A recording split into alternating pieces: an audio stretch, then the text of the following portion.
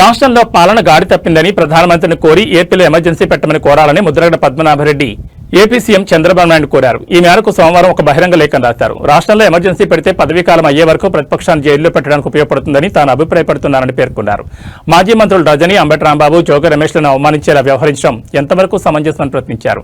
దేశంలోని ఏ రాష్ట్రంలోనైనా ఇలాంటి పాలన ఉందా అని ప్రశ్నించారు.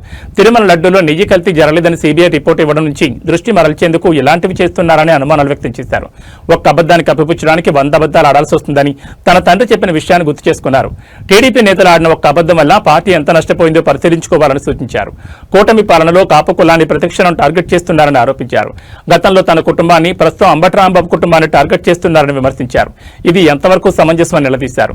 గతంలో కాపులకు బీసీ రిజర్వేషన్ ఇస్తామని మొడిచేయి చూపించిన విషయాన్ని గుర్తు చేశారు. డిప్యూటీ సీఎం పవన్ కళ్యాణ్ మీద ప్రేమతో మాత్రమే టీడీపీకి మద్దతిస్తున్నామని ప్రకటించారు. పవన్ కళ్యాణ్ మద్దతునివ్వడం వల్లే చంద్రబాబు నాయుడు జైల్లో ఉన్నప్పుడు కార్యకర్తలు రోడ్డు మీదకు వచ్చారన్నారు.